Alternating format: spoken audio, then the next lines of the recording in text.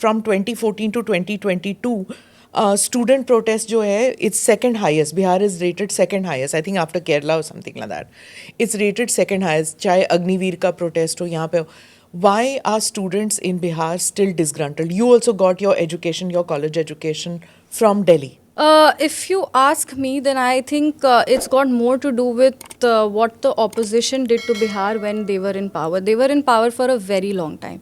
And in 15 years, उन लोग बिहार को ग्राउंड ज़ीरो पे लेके चले गए. मतलब एजुकेशन सिस्टम तो माइनस ही में चला गया. और जब हम लोग को, हमारी सरकार को जब बिहार मिला 2005 में, जब हमारे माननीय मुख्यमंत्री श्री नीतीश कुमार जी सत्ता में आए, तो priority was given to education. एक एंटी चीटिंग बिल भी बिहार विधानसभा पास किया है और इस इशू को सीरियसली एड्रेस किया जाता है. बट एक होता है ना कि it's an institution, we are talking about institution, and institution में बहुत तरह के लोग होते हैं.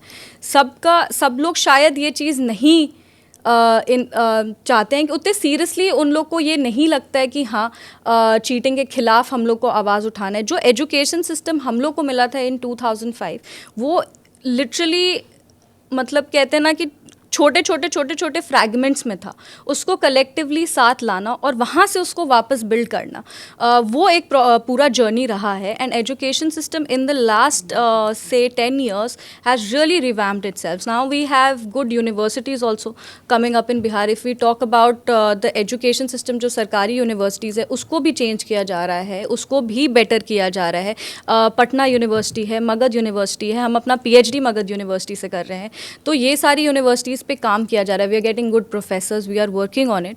And I think in the near future education का जो एक बहुत बड़ा चंक हमारे स्टेट में है, वो भी रेवोल्यूशनाइज होगा और उसमें भी बहुत बदलाव देखेंगे. अब यहाँ से आज से 10 साल पहले जो बिहार में होता था वो अब नहीं हो रहा है. वो जो एक इमेज हमेशा दिखता है जिसमें वो बिल्डिंग से कूद रहे हैं, एग्जाम हॉल में लोग कूद रहे हैं या कुछ क्लाइम कर रहे हैं, वैसा वो पिक्चर है.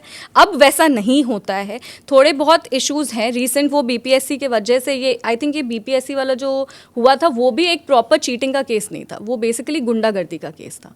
वो वहाँ पे पेपर लीक हुआ नहीं था, वो मिसमैनेजमेंट हो गया था. कहीं पे पेपर पहुँचा नहीं था, एंड वो पेपर पहुँचा नहीं और किसी और क्लास में पेपर कम पहुँचा, 2-4 पेपर रह गया डिस्ट्रीब्यूट होने के लिए, फिर हल्ला हो गया कि पेपर लीक हो गया है. But it was basically an issue of mismanagement. It was not issue of sarkari naukri.